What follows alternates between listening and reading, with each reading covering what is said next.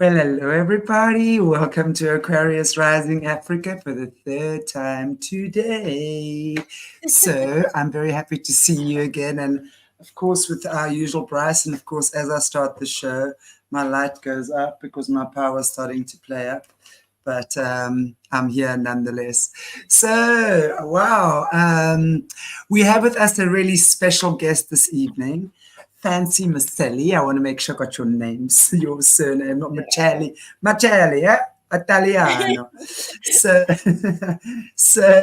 And which Brice and I, we've been chatting about Fancy for a while on our show now because of your involvement with this god-awful Gypsy Rose Blanchard case. So I'm very grateful that you are here with us tonight to share your expertise and knowledge. So welcome, Fancy, and welcome, beautiful Brice. How are you, girls?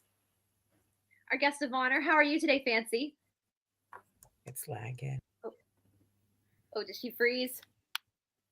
Somebody froze. I can hear you guys now. You're fine now, but it was like robot-y, but I kind of got the gist of what you were saying. But yes, thank you so much for having me. I've been looking into this case for the past, this is going on our 8th year, so a little over 7 years now. I met the Blanchards and I met Christy in a Facebook group. I reached out to her as a content creator that writes scripted content. I intended to do a scripted show, kind of like The Act, but being more truthful with it. That was my concept originally. I really wanted to do like a scripted series that for the first time ever, when it says based on a true story, it would mean it's actually like fully based on the true story, that I didn't want to do anything salacious or sensationalizing it or adding anything to it. Because I'll be honest with you, this case needs no help adding craziness to it. This story is fantastical all by itself. You do not need to add in anything extra with this case, so. Yeah, I've been dealing with this. It sure as heck sounds like it. It's crazy. Carry on. I said, I call it the case that never ends. Like there's this little song from from like Lamb Chop days. It's like the song that never ends. This is the case that never ends. It just goes on and on, my friends. Yeah, this is the case that never ends. It just keeps giving us something every single day to be like, what? And then when you think you've seen the most bizarre thing, you're like, okay, that's it. That's going to be the most bizarre thing in the whole thing. The very next day you wake up and you're like, oh, well, no. More happened. And now that she's out of prison and she's out there on the TikToks and the YouTubes, I mean, she's been popping up on my reel. It's crazy everywhere. And I just have to say, before we I want to share, if it's okay, Shanti, so where our viewers can look and find Fancy, because I want to really make it clear, you guys. One thing about Fancy, and I think I said this on my show, you started off this journey like a lot of us, where we were like, oh my God, this poor girl, she's been abused. Mm-hmm. And then you, as you said, you wanted the truth. And unfortunately, fortunately and unfortunately, I know for a few years it was tough there because you found the truth. And the truth was not the story they were selling. In fact, it was the exact opposite. And I am just I want to reiterate that I am just so grateful that you just kept going, Fancy, because you've been so attacked. And so, I mean, they have tried to just through lawsuits and just tried to shut you up. And I have to really, I mean, Shanti is the master at talking to whistleblowers. And we know how hard that is to, it's easy in theory to be a whistleblower, but in practice, it is horrific to go through. And I'm very happy, Fancy, because I think finally it's like a phoenix rising from the ashes. I think once she's gotten out of prison and she made an ass out of her and making an ass out of herself, it's made people second guess this case because of her behavior. And they found more stuff. And so absolutely. Go ahead. Yeah. I was gonna say, can we share a screen, Shanti, so I can just show them where to find Fancy quickly, and then I'll put it in the comment section for you guys. I'll put links as well. I dropped it in the backstage just so I can show you guys. Now you're under the Good Wives Network, correct, Fancy? Yes. So for people, it's not going to be under her name. It's going to be under the Good Wives Network, which is kind of cool because it's like a team of people that you have working on these. And you're not just Gypsy Rose, are you? Like that's the crazy thing, right? No, we started off, that's where we started, of course. That was where, I kind of got my foot in the door of really being a content creator, and going forward with this.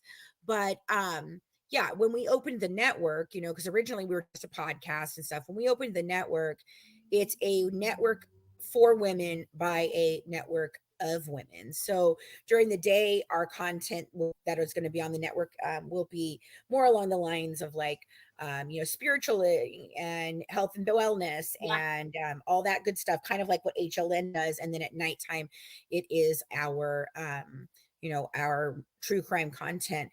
We've covered hundreds of other cases, just not in the great detail that we've done this one. I'm sorry, I don't think any of the other cases give enough information like this one. Like, I mean, this one's just, like I said, you can't help it look away. You can't help. It's like a train wreck. It's like we all somehow, guys, ended up with a first class ticket on the Hot Mess Express to Crazy Town. Because this is like, I said in my show with you, Fancy, sometimes I'm like, are these people AI? Like, I can't, like, am I in a simulation? Like, this is so bizarre. Yes. All right, here you got 2 books that have released. Is this correct? Fancy, these 2 books, correct? You had the first one, and you've got multiple books that are going to be dropping, correct? Yes. Okay. So we have part 1 and part 2 of the companion to The Good Wife's Guide to True Crime. Not that transcripts book. I don't even know why it's not there. I have archived that. I have unpublished that. Oh, wow. I don't know what's going on with Amazon. It's like, that was what we were originally going to do when we were just going to do all the transcripts, and then we were going to add a book to go with the transcripts, but then we just decided we had to break it up anyway, so we were going to do it the way we did it.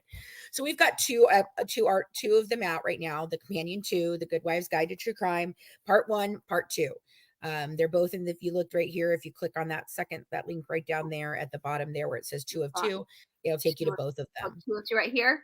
Yes, 2 of 2. So it'll show both of them.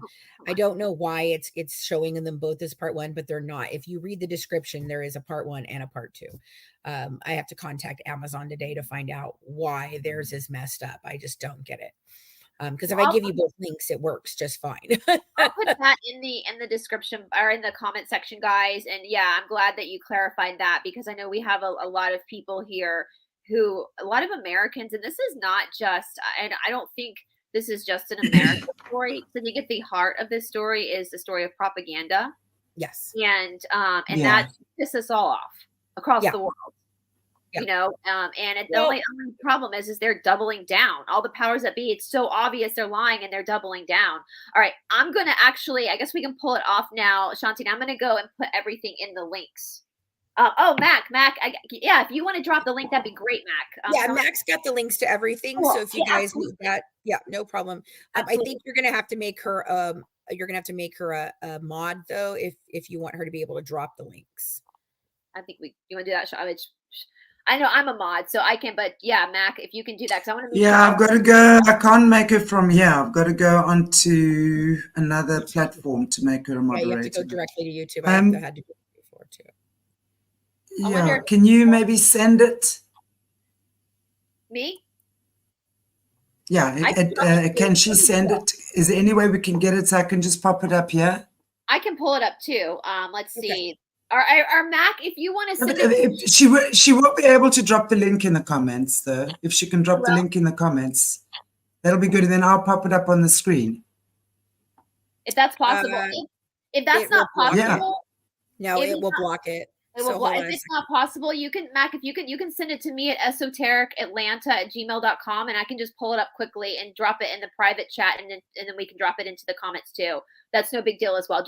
I'll pull my email up right now, Mac, and it's esotericatlanta, what's on my channel name at gmail.com. I'll pull the email up right now. So I can work on that, you guys, but you guys can continue on with this story, because we'll get the links up, because Fancy, we on my channel last week, we kind of went through your evolution with the case. But so much. So we've got government involvement. We've got this HBO dude. We'll say speculated government involvement. I was saying backstage that I don't think that Miss Dee Dee was alive when Nick even got to the house. That's my I opinion. don't either. My opinion, allegedly for entertainment and educational purposes only. I don't either. Yeah. I really don't. And I feel like when the autopsy was dropped, you know, we've been waiting for this autopsy for years.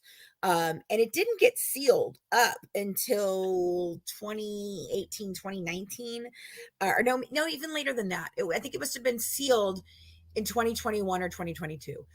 When I was working with Christy in 2019, it was still available, but I believed that the only way you could get it was through a family member requesting it. So we went through this whole thing with Christy, and she says, "Oh, it's $25." And I was like, "Okay, great, fantastic." She put a request in, and then she keeps telling me over and over and over again, "Oh, I never got it. I never got it. I never got it. I never got it." And I was like, something is not right about this. And by the time I called in to check for myself after breaking away from the Blanchard family, it was sealed. And I was like, ah, crap.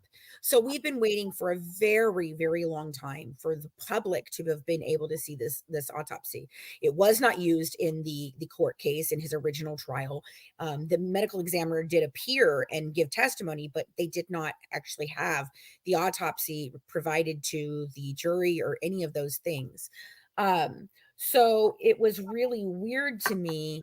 You know, when it was coming out, my thing was, I said that this autopsy report would do one of two things. It would either prove everything I had been saying was true and give us a real clear definition of this, or it was going to come out and it was going to be so inconclusive, it was going to make more questions than it did. Now, and I was leaning towards that. You know, that was the thing I thought was really going to happen. Then I get the autopsy report and I was like, Yeah. oh, wow, this does prove what everybody, you know, because Yeah. there are definitive, there is at least 3 different wounds that could not in any way, shape, or form be done with your left hand, and Nicholas is left-handed.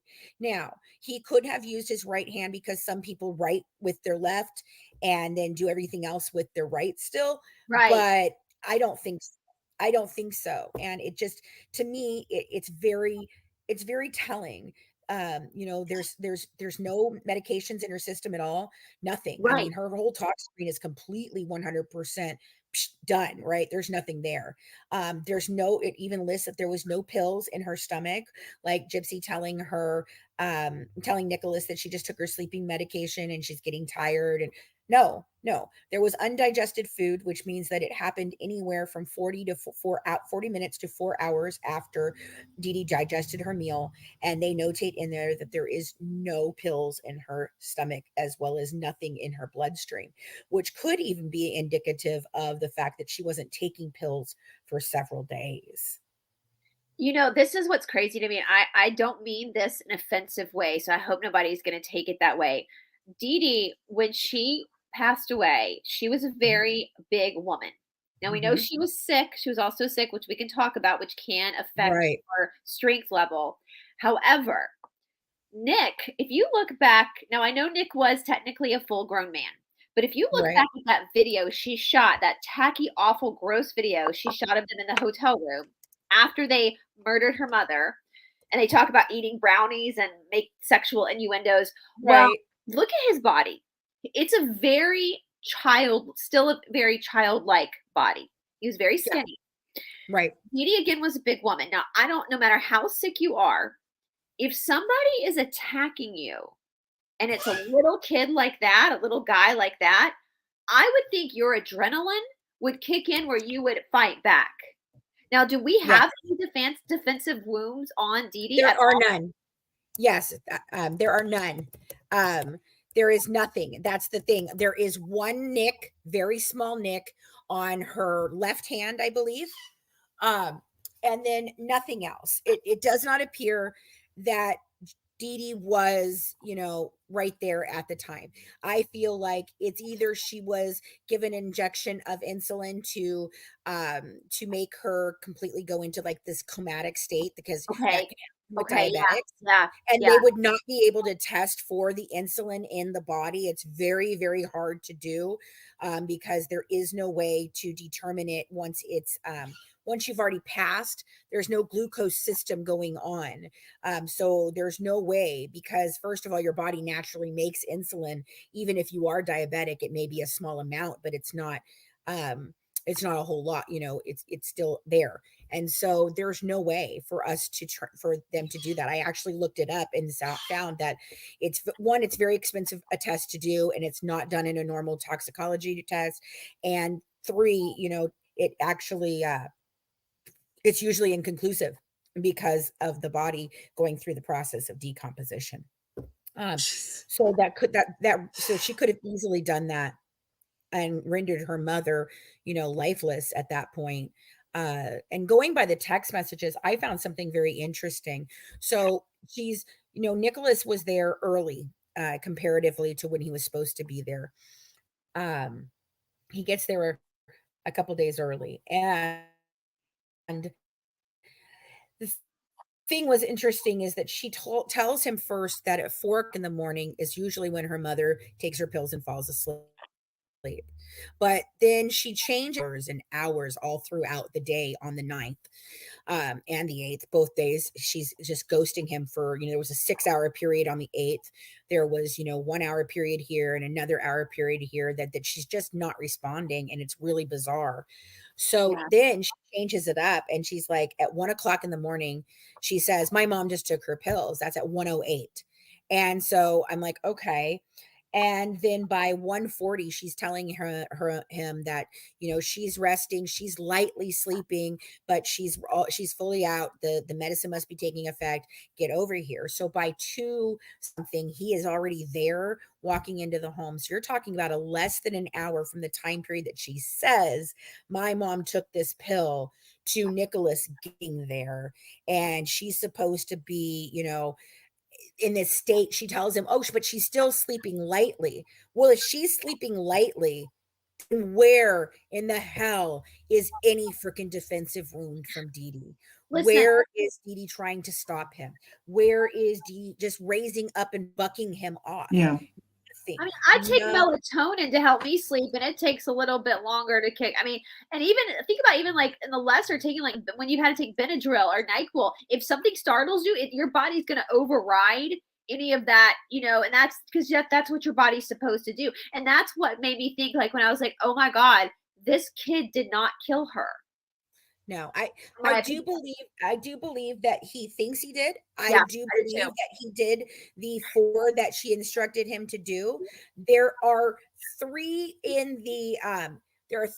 different wounds in the autopsy that would indicate a left-handed stabber, but only 3. Yeah. So we're kind of like, all right, that would indicate a left-handed stabber, and that would make sense to me. But what people don't even understand is, it's always been that there were 17 stab wounds. That's all we've ever heard.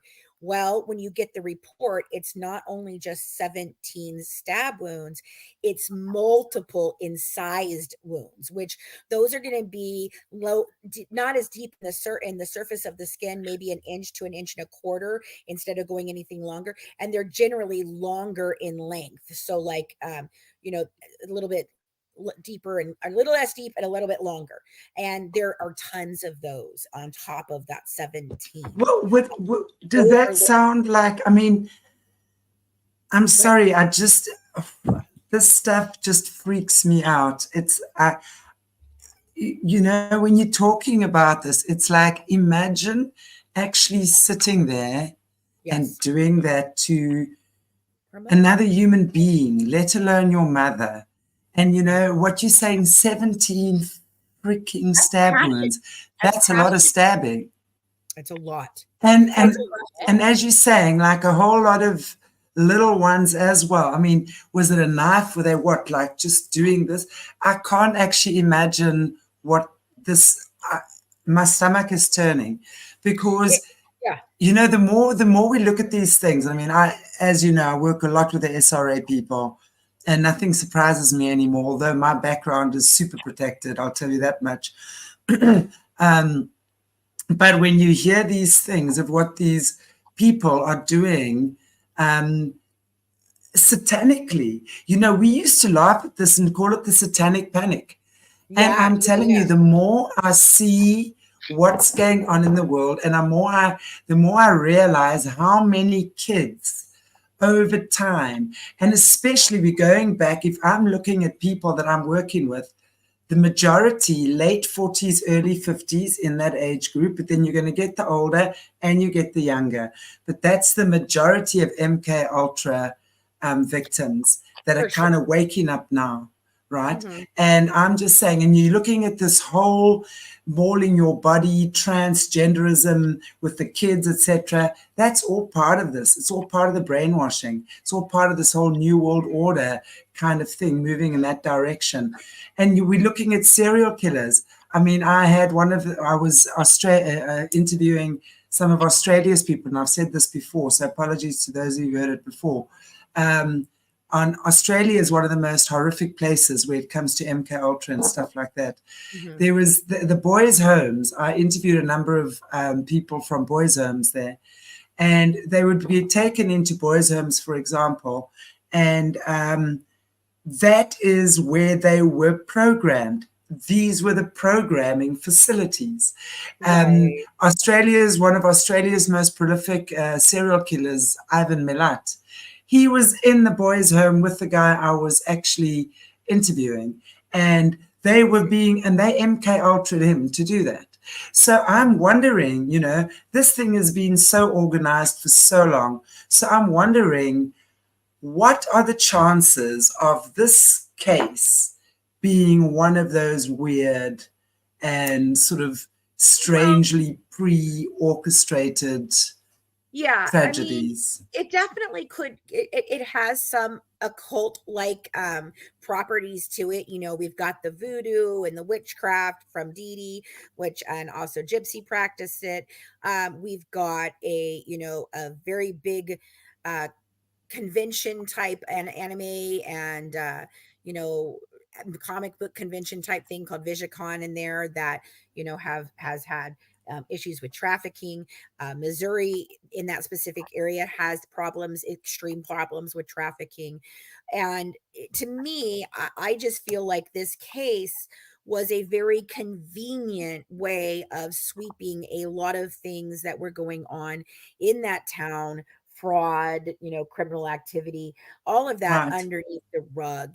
Now, as far as it being, something like that, like a cult or anything like that, I don't think so. What I feel is just that there was much bigger things going on in this town with elites and the different underbelly of the criminal world there. And I feel like that was part of the reason for the plea deal. I think that if they had taken this to trial, it probably would have exposed quite a bit of things that were connected to this, and how Dee Dee and Gypsy were able to get away with this for so long in that town, is because the town was participating, and there is, we'll get into him in a minute, like David Blanchard, and there was the cupcake guy. Yeah.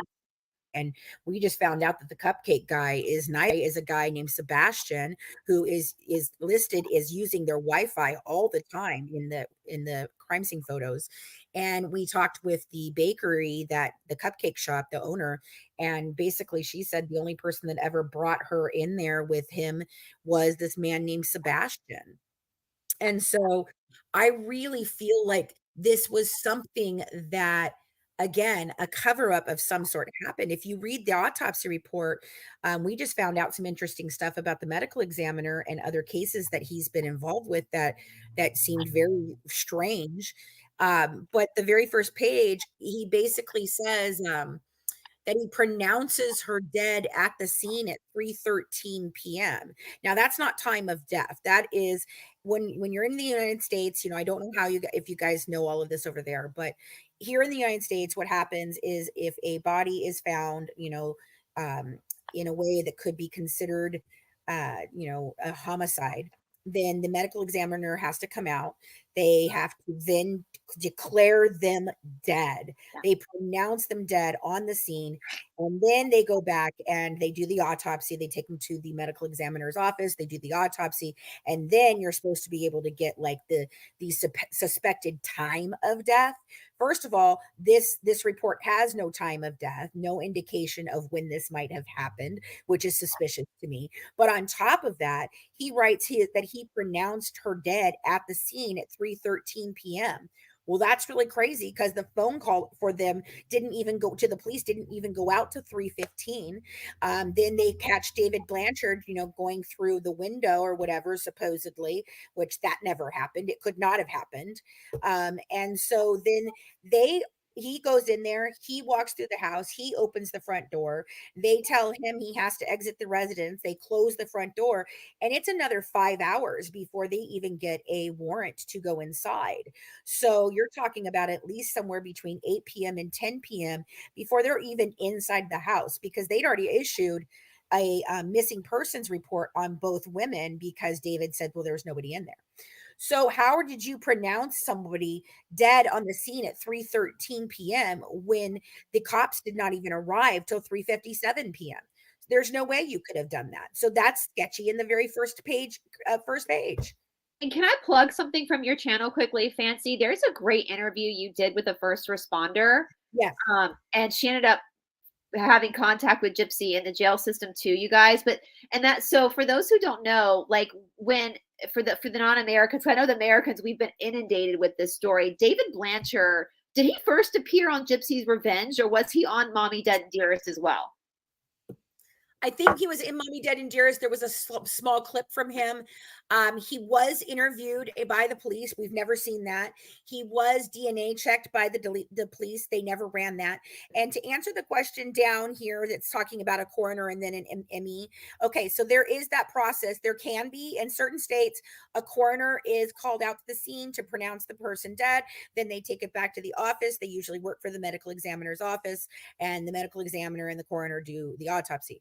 It is not that way in the state of Missouri. It is a medical examiner, which is a doctor the entire time. Yeah. It's not a coroner, then a medical examiner. The medical examiner himself comes out to the scene. So that's even different. And that varies from state to state. And we wanted to talk about that a little bit, right? Right, Brice, for our international audience here works.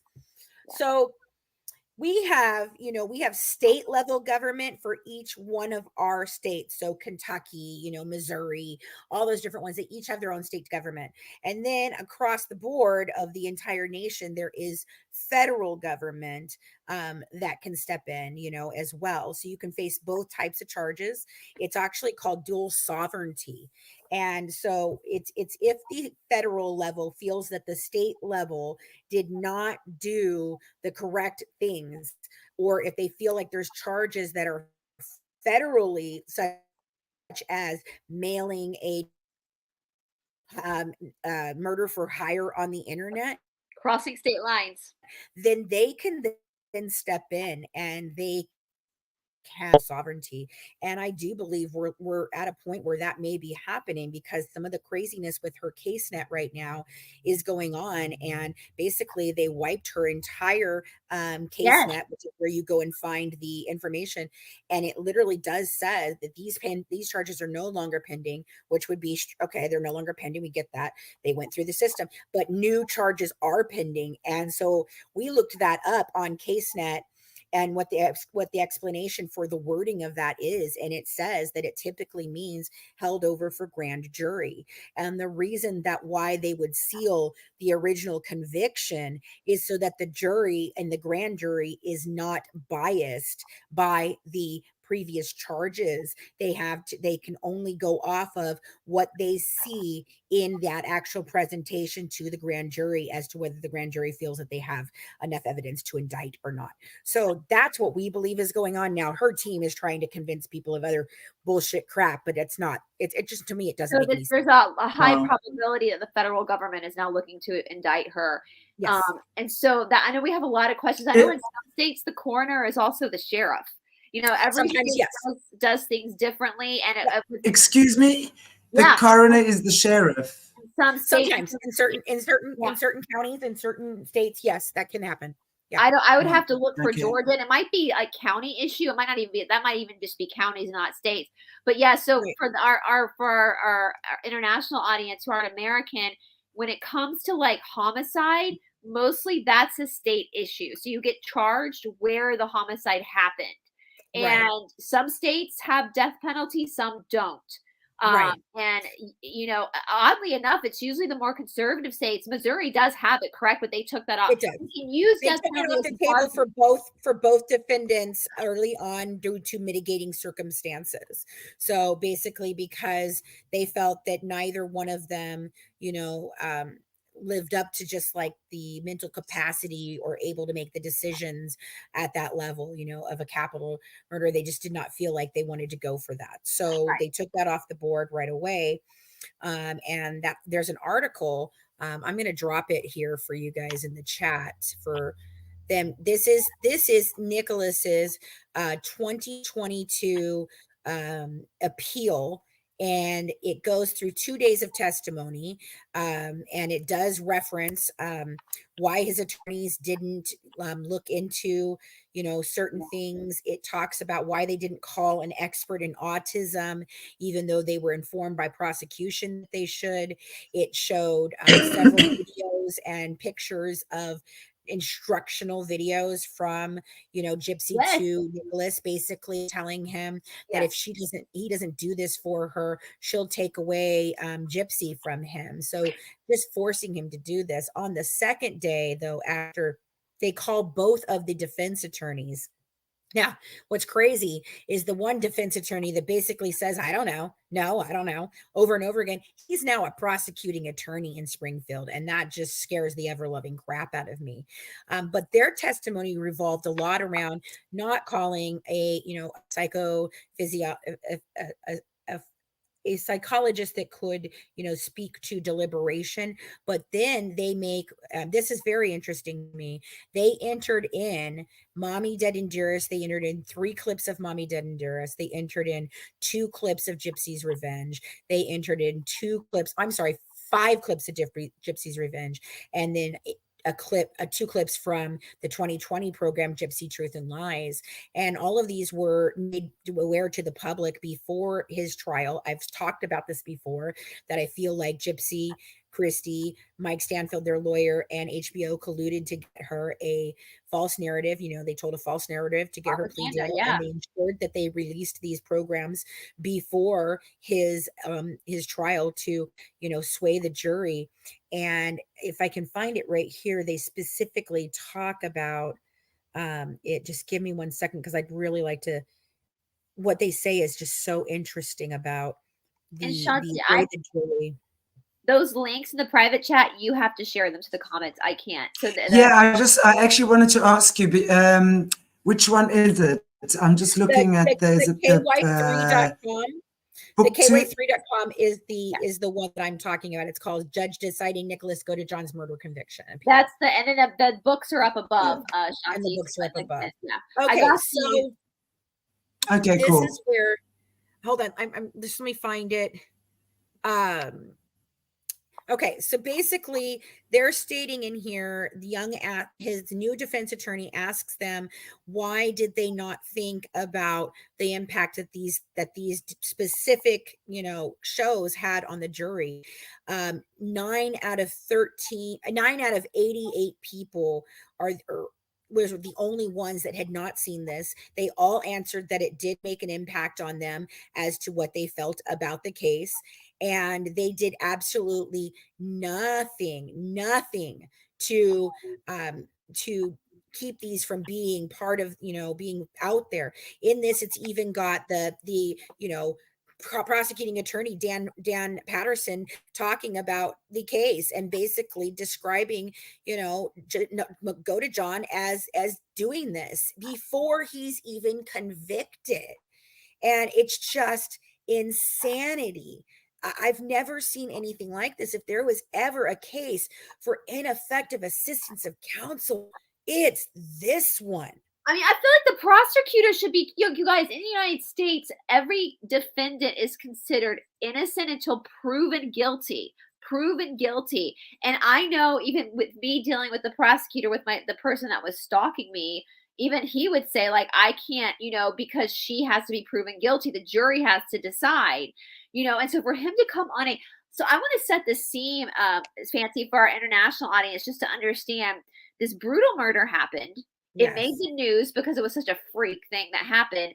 HBO, these production companies created this story that the girl who actually was the villain was the victim of her mother, and she had to kill her to get away from her mother because she was being abused. We all bought that story. She got a plea deal for it, which only gave her like 10 years, which she served 8. She's now released. And all of this stuff happened before they even went to trial, and you're right. I've served jury duty before. I actually love jury duty. I just really love it. I would love to grow old, to be an old woman in a small village town that solves murders. But they ask the jury, they go through jury poll to figure out how much you know about this case, because they look at the Chad Daybell, Lori Vallow trial, the jury poll. They have to go through all these people to figure out who was the least biased. They want people who have never watched TV, who have no idea. And so the fact that every single jury polled had seen these documentaries, which is intentional, I believe, because it was HBO that did it. Right. Okay. And so here it is. I finally found it. So this is it. It says, Young asks the defense attorney, Mr. Mead, about the media attention the case got. Mead says the story made national news and changing the venue to get an unbiased jury may not have been possible. So then Young asked about Gypsy's proceedings being streamed online. Mead said he was not aware of that. Then Young asks about the HBO movie Mommy Dead and Dearest airing before Golden John's trial and asks if Mead saw it. He says he wasn't sure when he saw it. Young refers to Mead's statement during pretrial and seating an impartial jury to the media publicity, and that most of the evidence was presented in the HBO show. And so Mead states that he was aware that evidence in Gypsy's case, which is the same as in Go to John's case, was leaked to the media at her request. And I spoke to Patterson about this. He told me it was this specific law, and I questioned as to why he did not press charges for that, because the only reason that she was afforded any of that information was to aid in her defense. You are not allowed to be at pre-trial release that information to the media. It is only for you to do your defense. So then Mead recalls that there was a lot of media coverage and that the effect it would have in seating a jury. Mead reviews a letter from the state that indicates a request for an interview by Go to John from the ABC 2020 special about Gypsy. Young asked about Gypsy's Dr. Phil 2-day interview that aired on television prior to Go to John's trial. Mead states that he and co-counsel Dwayne Perry watched that program. Gypsy talks about Go to John. Interview with Go to John, and Young asked about Mead's concern about media coverage and prejudice in selecting a jury. Young asked about a motion to change venue, though it was not filed or mitigated. So they said that they did, but they didn't do it. She asked Mead, knowing of selecting a jury would be difficult due to heavy media coverage. He states that he was aware. Mead conducted a potential jury questioning. This is where it is. He asked 80 people if they knew about the case. So many heard about it that the question was reversed, and they were asked who didn't hear about the case. Only 13 people said they did not, and more than 80% of the potential jurors formed an opinion. Young asked Mead, didn't ask to dismiss potential jurors or move the venue, and he said he didn't have a reason for that. She asks Mead's opinion about the court's statement to potential jurors that you will know more than what you already do by the time Go to John's trial is over, and he says that he thought it was helpful in that it would reset potential jurors' minds and that they would get the real story during Go to John's trial. Wow. She goes on to ask if Mead had knowledge of judges avoiding the media to protect cases, and he says yes. Young asks Mead if Mead questioned the 19 potential jurors if they saw any media coverage. He says he doesn't remember. She says the record states that he did not ask them. She reads the record that states that most of the jurors who sat on the panel did see media coverage before the trial, though the defense did not ask them. Young asked if Mead had a reason why he didn't ask jurors if they formed an opinion, and he says he does not. It's just the worst assistance of counsel ever, period, ever. That's I it. would say at this point, this is borderline jury tampering as well. Yes. Which is a huge crime. It has to be. I was going to say that feels like it's or I was going to say jury interference. I mean, Yeah. it is shocking. But surely, you know, for me, for the love of God, let us just look at things as they are. I mean, I cannot understand a country like America, who is so forward in your judicial system, right, in your legal system. Um, you have a situation like this. It's clear what's going on. They let her out, and she admits to be the mastermind. Yes. Right? She admits to being the mastermind. No doubt, probably quite a high IQ. They admit that he's a bit of a simpleton. Well, they go on to talk about that in this actual appeal, talking about, one, why they didn't call an expert in autism for deliberation. But beyond that, they go into what I have been very upset about, and I didn't even know to the extent of how deep this goes. Well, you know, I've been talking about how I feel that there should be an advocate on every single shift in every single precinct across the nation that can step in a situation like this where it is obvious he does not understand the questioning. He does not understand his rights. He did not understand his Miranda rights. He reads at a 4th grade level. Okay, Miranda rights are written at a 6th grade reading level. She knew, Mahali, the detective, I did not know this. She knew going into that room that he was autistic, that he had a low IQ. She had spoken to his mother about it, and they did nothing to protect his rights.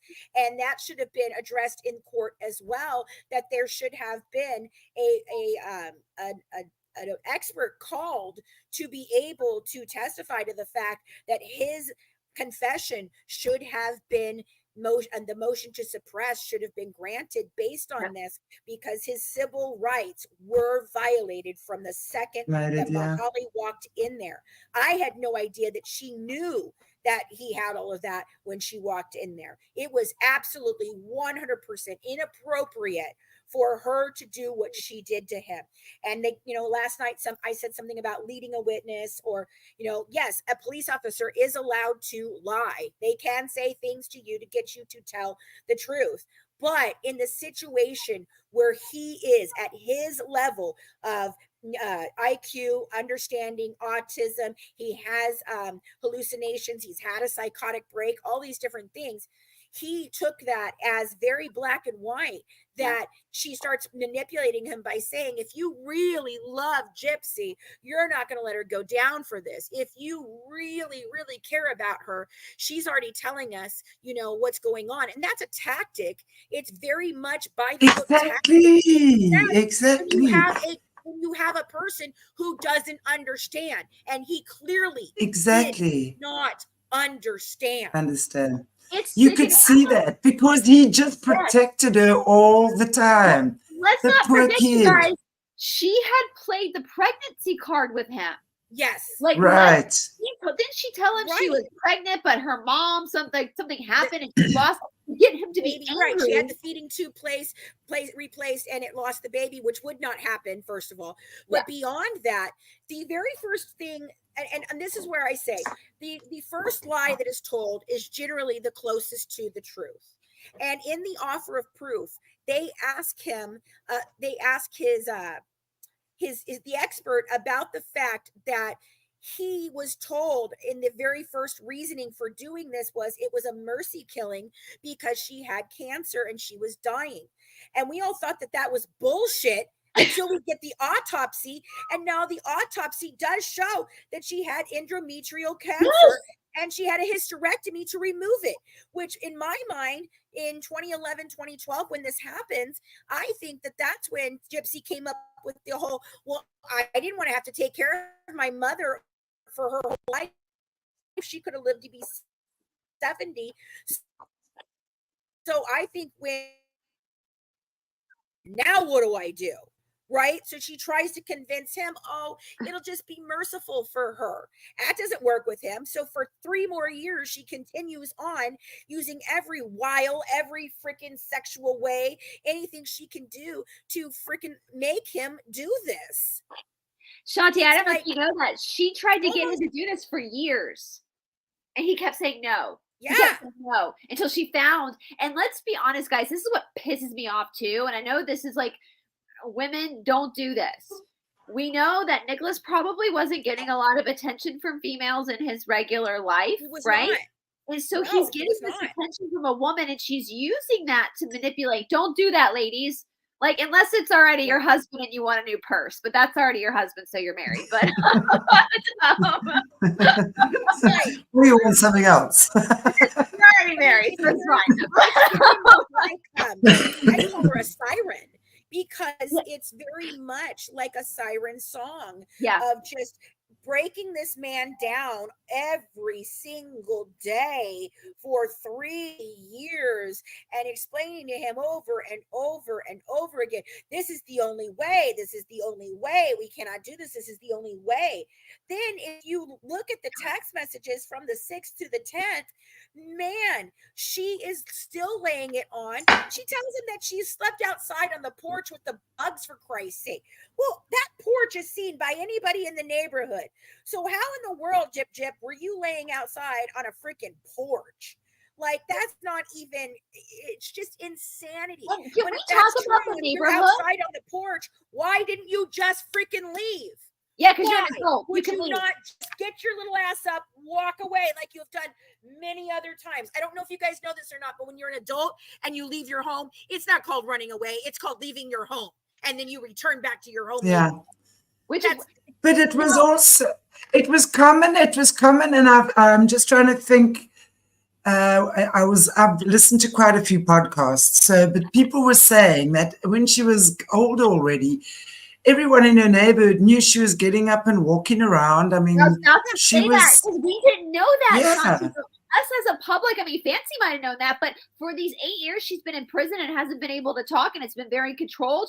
I believed the media when they're doing these documentaries, and David Blanchard, this like friend that has the same last name, but they're not related and they're just friends of the family, when they're saying on the news they said she could walk, and we were all just so shocked. And then all of a sudden we're hearing that actually they all knew she could walk. They knew in 2009 she could walk. Common. Everyone knew in 2009 she could walk. Everyone in 2009 knew she was over. It was common knowledge. Yes. Yeah. And I have, I've interviewed some of the other neighbors. I've actually spoken to David and Kim Blanchard. I did that while I was sitting in Christy's living room. And I think it's really odd that Christy, the stepmother, has now basically collected any and every person that is attached to Dee Dee or this case, or were friends with Dee Dee, in befriending them and making them, keep this narrative of the story that they've been telling. And I truly believe this was carefully crafted by, Christy and Mike and HBO. And like you said, HBO, Aaron Lee Carr, and both Melissa Moore, who was on, Prison Confessions and helped her write her books, both are at her baby shower. What the F are we talking about here? I don't even want to go to a damn gender reveal party. How come the HBO guy is going to? You see, this for me is where it gets fishy, because the more I investigate down these types of alleys, the more I see just how this cabal is infiltrated everywhere. And the thing is, I also remember listening that she's actually quite sexualized. She's very sexual. That's part of the, she does this. Yes. Yeah, it's hypersexuality. Right. That's what I'm saying. So for me, the fact that she was already so sexual at a young age and was telling me something happened to her when she was young. Not necessarily. To be honest with you, there is allegings of that. There is no proof of the allegings of that. But inside of this chromosome disorder, it has so many different things. Okay. So first of all, it has all of the physical things, the eye problems, the ear problems, the muscle weakness, the feeding problems, all the different things that she actually was treated for. But on top of that, it is linked to extreme behavioral problems. It can be linked to ADHD, autism, schizophrenia, bipolar disorder. So it can be linked to all these developmental delays. On top of that, there's cognitive delays, there's behavioral delays. Right. And Gypsy exhibits all of it. And then the hypersexuality fits into that too. So not necessarily, yes, generally, a child that grows up and maybe has that kind of contact with an adult early on, you see that in their later years as adults and how they, interact with humans and have sex and all that stuff. But for her, I don't believe so. I truly do, in my opinion, allegedly, I believe that this was part of her chromosome disorder, and she had a predisposition to be this way. Now, on top of that, nature and nurture kicks in, because I believe that overindulging her and giving her everything. And basically, I do believe that Dee Dee was very aware of what her child was. That's why she didn't want her around the other family members, the children not go to school, because it was able for her to keep control. And I think when she lost control of that, I believe Gypsy became a very dangerous person to her. I think she's so. Can we stop on that for a second, though? Because I want to make sure our audience understands. I know we talked about this on my channel, what we're talking about with the micro deletion. So Gypsy sold this story, this propaganda, this fake news BS to all of us for years, that she was a victim of Munchausen by proxy, which she was a healthy person. And then because of Fancy's due diligence, and she was given the medical records by the family, she found this, and it's very rare. So I think most people who weren't medical but will probably just read over it and think it was just another one of those things that maybe, but you did some digging. You're like, oh my God, this explains every single medical procedure this girl had. She was not being abused medically. These were all necessary procedures. And I was thinking about, just to explain to you guys how much my mind has changed. I walked into this thinking that Dee Dee Blanchard was this horrific abusive mother. Now I was thinking about this morning. If I had my own child, and I had to, and Dee Dee Blanchard had to babysit my child for an hour, I would have no problem. I don't touch Dee Dee. I don't trust Dee Dee Blanchard with my wallet. But with my child, I think my child would, because she was definitely a fraudster when it came to money. But as far as treating protecting children, I would absolutely think she would be, absolutely. Absolutely. And if you think about the situation, so you've got to think about, this is a mom on the bayou that does not have a lot of resources down there. Okay. It is a impoverished area. So yes, there are some middle class to upper class, but a lot of it is lower class, financially. Okay. She's got a baby daddy who's 17 years old and doesn't want to do anything, doesn't want to be associated with her, is out running around sticking his weenie in every other woman out there, getting another micro deletion comes from him. That's so crazy. Right? So she's got this sick kid. And she's like, well, what the hell do I do? I can't provide a good life for her. I can't work now because I have to take care of this kid 24/7 because she's very ill. She's going through all these problems. And nobody knew what it was. She had been telling everyone she told it was a chromosome disorder, but they didn't know which one. They just said it was a chromosome disorder, And so I feel like, out of necessity for providing her child a good life, and even with the mindset of thinking my child is not going to live to be an adult and all of these different things, because that was the prognosis back then, and there still is with the moderate level that Gypsy is at. I mean, the median life expectancy is 50 to 60 years old.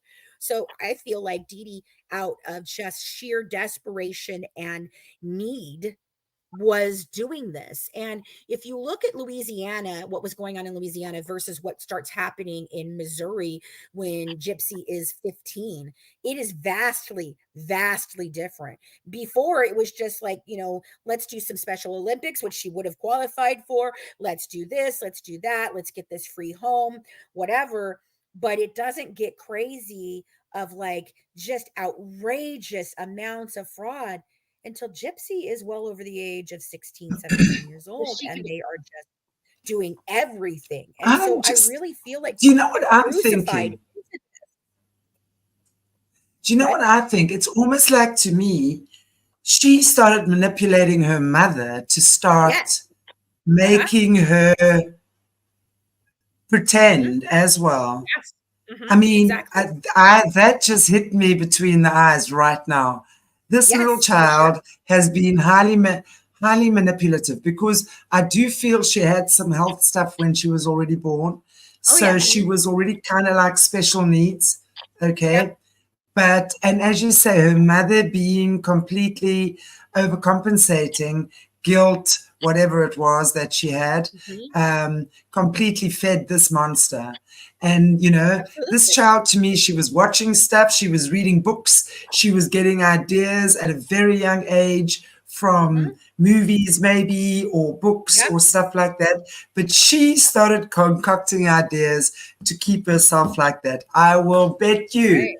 I will bet you that. Was it you on your show? Except you guys, I was telling Fancy this last week. Fancy's voice has become a staple in my household. I think my dog would absolutely recognize you if you came into our house, Fancy, because we've been like literally. This pissed me off so much. Like, I feel as an American so affronted by this, and I'm so grateful for Fancy to just keep pushing forward to get the truth out there, and finally people are listening. But was it you that was talking about like the role playing that she was little? Now, before we get into that, because I think this was a very interesting observation that you made, Fancy, that I was like, oh my God, no wonder she had such an easy time playing a little kid. My internet might go because they just started the construction, and sometimes it knocks our internet out. So if I pop off the screen, keep going. If I can't get back on, I'll be watching from the chat. So on my phone. All right. But because I thought that was fascinating, Fancy, that you picked up on that patterning. In an opinion, for speculation purposes only, but about the role playing, because she's into role playing and wearing these wigs. And, and exactly. An actress, an absolute freaking actress. Right. First class actress. I've likened it to that quite a bit, of just being a child actress, you know. So when you look at this case, if you look at it with any level of, oh, this is normal behavior or this is logical, you're completely looking at it wrong, because these are not normal people. These are not logical people. This has got generational freaking con. It has generational trauma between the mothers and the daughters.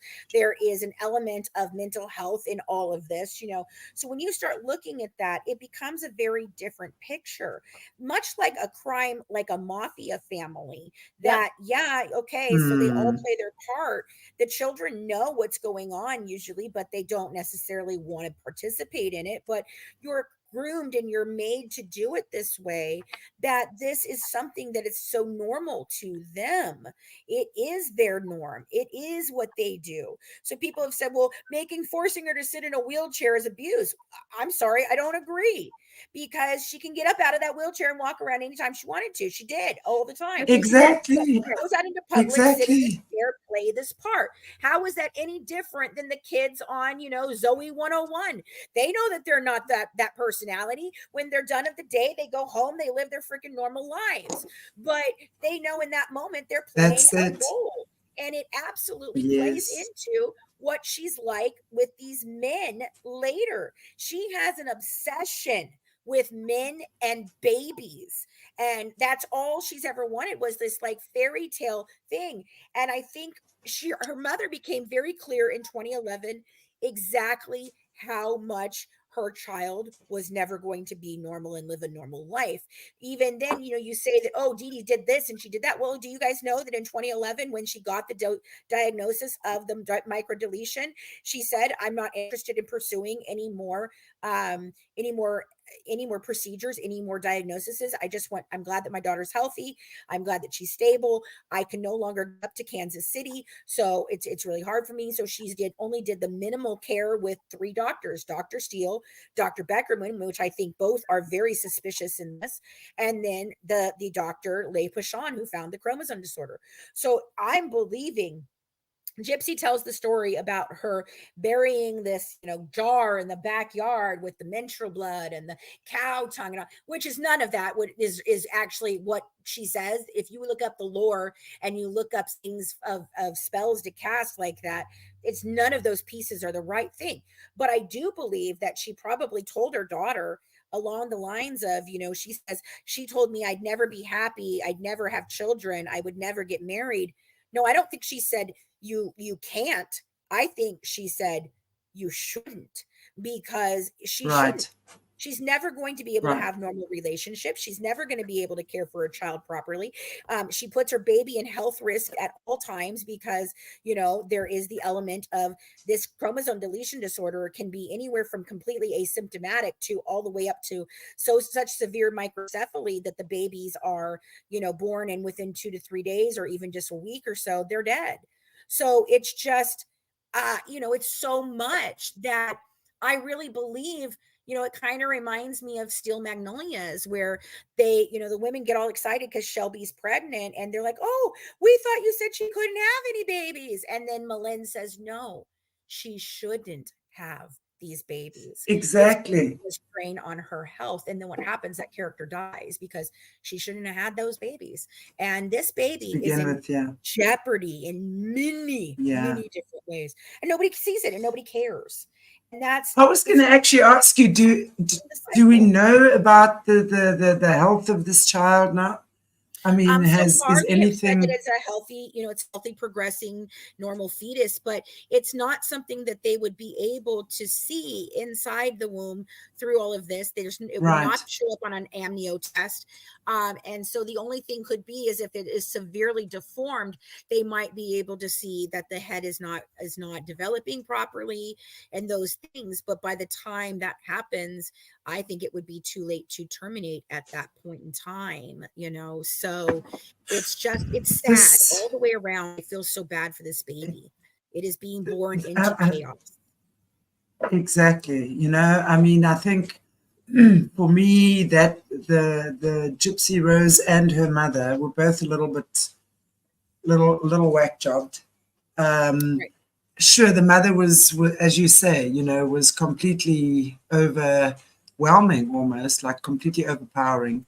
But I definitely believe that child made a lot of those choices, and I believe that child actually conned her mother to play along with her. That's I've never thought about that, but that just, my intuition is screaming that at me right now.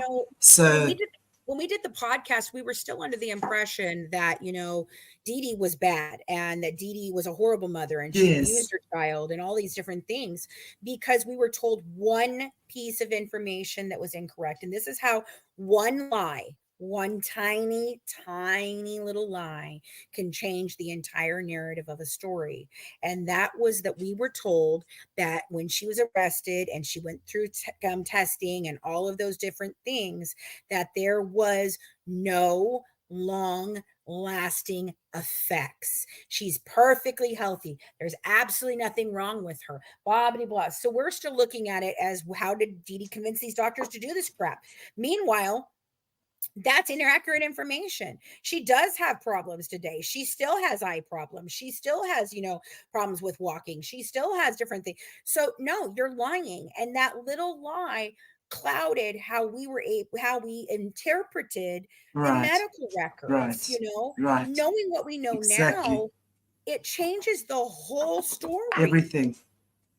Yeah. Absolutely. And then getting this autopsy report, man, something is not right. Something is not right about any of this.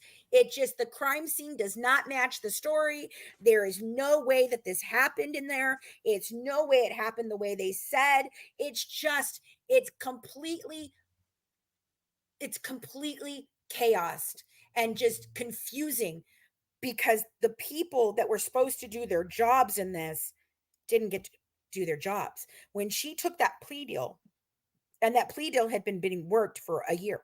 So the second that they're talking plea deal and they've got a confession from Nicholas, the district attorney ordered them to stop investigating. So nothing was tested. They collected all the things from the house, but none of it was tested. They didn't test for, bodily fluid from another person. They didn't test the sheets in her room that she says that Nicholas was not able to finish. So who did? Because there's definitely something on that bed. The blood splatter doesn't match. There's blood everywhere else than where it should be. None of this makes any sense. She was most definitely involved with the stabbing. There's not even a question.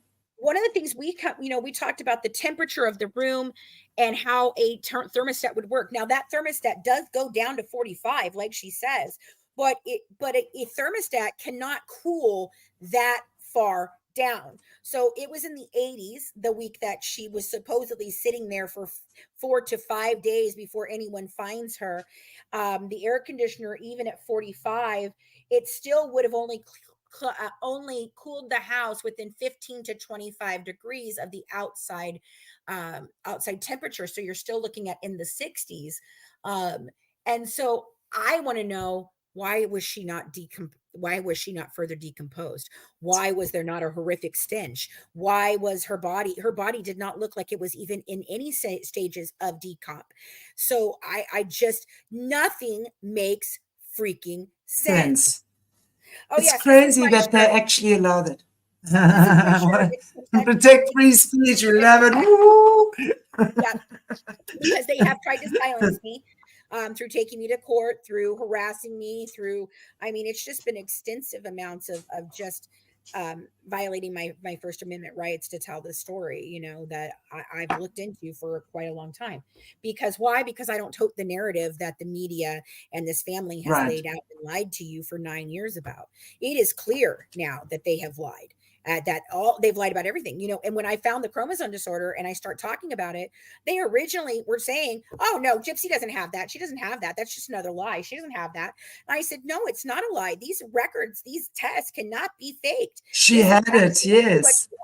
It's not from Tony's side. It's from Rod's side. So, that's why I believe they tried so hard to, really 100% keep it from the media, so then I keep pushing and pushing and pushing on it. And then they finally come out and Gypsy's like, oh, okay, so I do have it. And I did know about it in 2011, but I'm part of the 75% of people who don't have symptoms. Lady, I can look at your face and see that you have symptoms. You are the poster child for symptoms. If you put her face next to the face of the girl on the actual pamphlet from rarechromo.org explaining this in detail, they look identical. It's not even like people think, oh, that's Gypsy. No, it's not, but it looks like it. So what I'm saying is, this case has been so perverted by the family. And it's like, when in the history of ever have we allowed a perpetrator and a perpetrator's family to villainize the victim and make that person anything other than the victim that they are and believe them? Because no, I'm sorry, I don't believe anything that comes out of your mouth. Not one thing. And obviously neither do you, because you change it every freaking time you tell the stories. So, yeah. And I'm so grateful to you for bringing this forward. It is, I definitely, I'm a crime fan. I'm interested in the criminal mind. I'm a healer and that sort of stuff. So I definitely, human mental health is something I would like to look into a lot. And this case, I actually forgot about it, but I remember reading up or listening or watching probably something a couple of years back already. And it's amazing how this comes as well, how it kind of re-enters the scene. And now the narrative is so different. That girl, to me, I'm sorry, as far as I'm concerned, she's as guilty as sin. I wouldn't say so unless I really felt that. There's no question in my mind. I think, I did just drop in our private link, Shanti, the rarechromo.org thing that I was talking about. It's a 12-page pamphlet that goes over all of the actual chromosome disorder for those people that would like to look into it, because it's it gives a fantastic explanation. And once you see it, I'm gonna do as it. So I'm gonna just pop it on here, and then what I'm gonna do, guys, is I'm gonna post all Gypsy Rose. Listen. Fantastic. They're Aquarius. They're let me just get that up on the screen. That's the right one, right? Okay. And then what I'm going to do as well is I'm going to just pop all Fancy's links for her book, the website, all of this stuff. I'm going to pop it in the description of the recorded show. So please just check that out. Have a look at this. It's fascinating. You know, I'm of the opinion that no matter what, whether we are involved in something physically or not, whether this affects you emotionally or not, is really actually quite immaterial. The fact that we as a nation are prepared to sit back while this shit goes down and no one just says anything, you know, and this chick just runs around free, making TikToks about herself.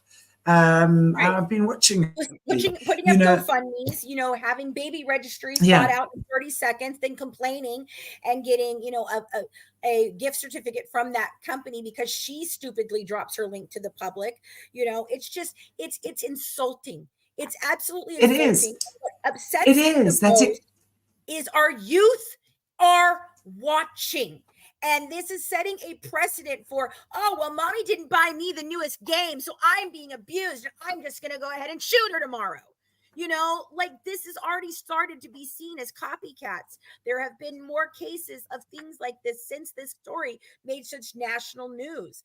And it's just, to me, it's disgusting. And we're allowing this. And as parents, as women, you know, as this, we should be screaming from the rooftops. No, we will not tolerate this. No. I don't know why she's allowed. I agree. Media, considering the fact that her crime was committed through social media, it's just not normal. None of this is okay. I agree, and that is why the only way that we're going to create the change is when we, the people, say no. You know, more and more with everything now. We are so used to just sitting back and expecting others to take care of shit, like the cops will catch the bad guys or whatever, you know. It's not happening. They're getting away literally with everything. And as civilians, we actually have to say, no, we don't want to be living with her. It's not okay for that. You know, that's our right. Yes. To tell them, look, no, I'm sorry. No, this is not something we want to accept in society. This is not how we feel that this should be going down, you know, and it seems to me that she's just basically absolved of any crime she's committed. She's just absolved of bad behavior. You know, I'd like to know if anyone is in the chat, you know, that's been abused, that went through abuse as a child. Did you guys just think that was a Hail Mary pass for you to do whatever the hell you wanted in your life? No, we're not allowed to do that. I'm not allowed to act that way. I'm not allowed to be this way and just be like, oh, well, I was abused, because I was, you know, and so I just get to act any way I want to and do anything I want to. And you should just feel totally sorry for me. No. Exactly. No, I agree. And I honestly think that girl is the biggest manipulator, I think, from a little girl. Yes, she had this overdoting mother. That was the problem. They fed into each other's demons, and they created this situation. Nurture and nature played into this. Yeah, thing, absolutely. You know? Yeah, absolutely. Wow. Fancy, thank you so much. I so appreciate you, and it's been lovely to meet you. And I'm sorry about last week, Wednesday. I had no power for 18 or 20 hours. We had a big storm. It was crazy. But anyway, I'm very grateful, and I'd love to have you back. So let's arrange because I think this story, I mean, as Brice says, it's the gift that keeps on giving. It's a story that keeps on giving, right? There's always something more. And I think, you know, we have to keep these stories alive, because what happens is there's a great furore around it when we first start, you know, when the news first hits the stands. But 3 months later, you know, and this is how it works. They create one diversion after the other, big chaos around it, and then it's just swept aside again.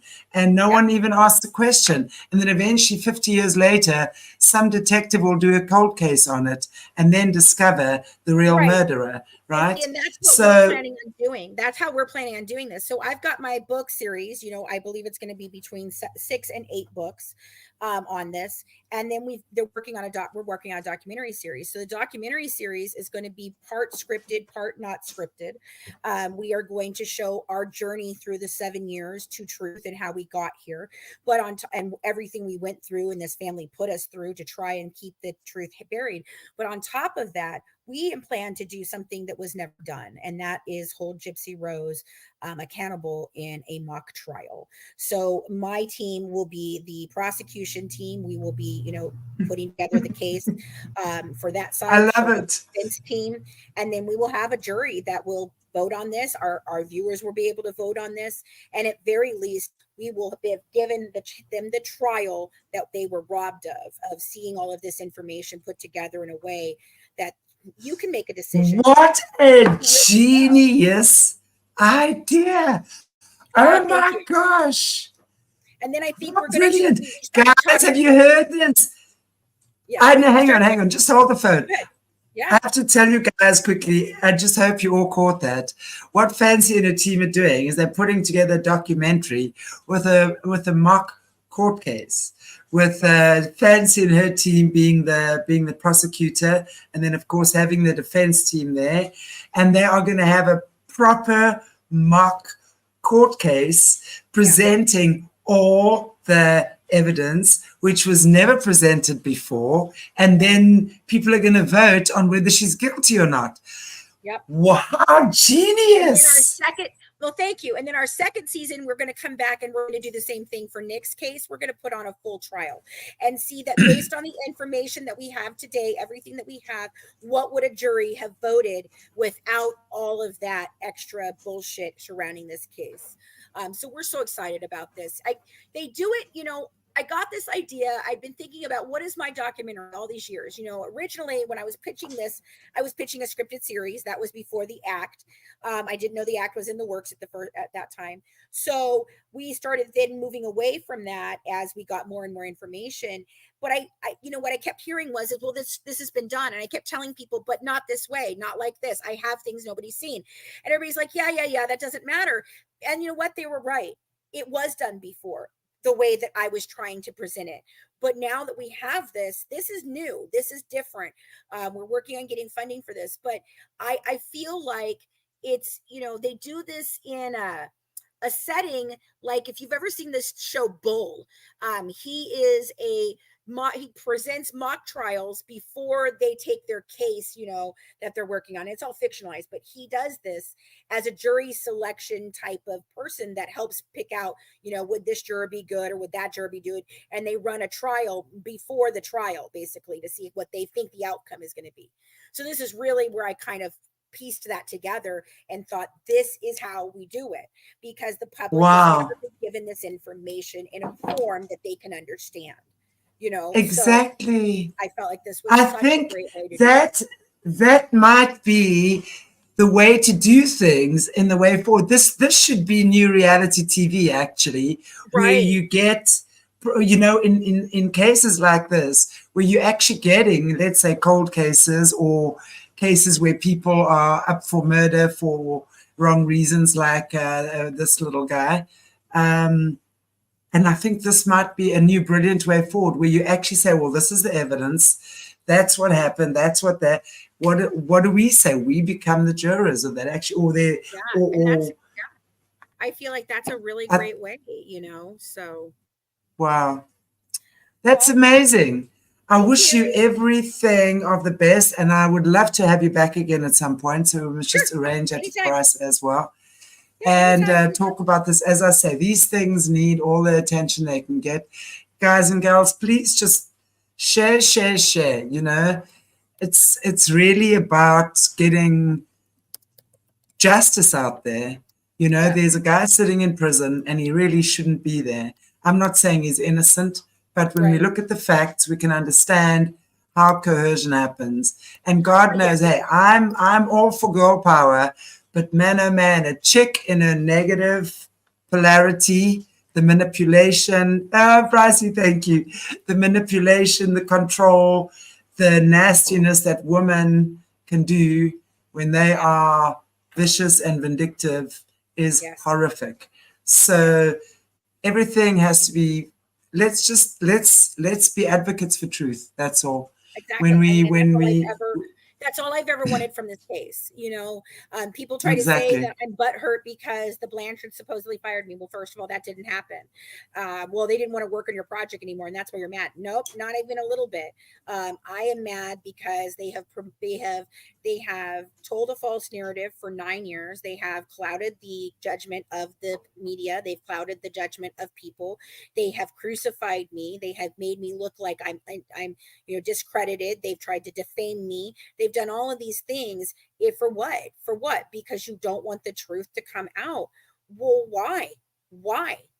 Ask yourselves, why are they doing this? You know, they don't give a flying fluke to what other people are spreading misinformation about.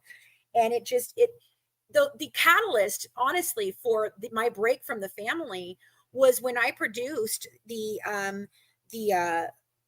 interrogation video first. I was the very first person to get it in its entirety and put it out. Now, other people had it, you know, HBO had it, Gypsy's Revenge had it, Dr. Phil had it, and none of them bothered to look at that and say, hey, something's not right here. So I release it, and they immediately start bashing me all over the place. And they tell one of the content creators that they've worked with for the last 5 years, it's now taken to turning on them and exposing them as well. They told her that they didn't care that Nicholas's entire 16 hours of him sitting in that chair and his interrogation was out there, but they had a real problem with me putting out hers. Why? Wow. I mean, I just listened to Dr. Phil as well because, I know Dr. Phil, everyone knows him. I just worry about him because there's so many stories that are going around about these places that these girls get sent to and stuff going on there. I don't know. But, the fact that, he makes a big noise, but, when it comes to actually doing stuff, he likes to talk a big talk.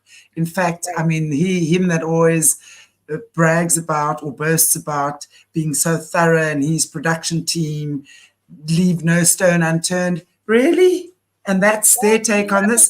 The first thing you left a lot of stones unturned on this one, buddy. I hate to yeah, exactly. Wow, this is so crazy.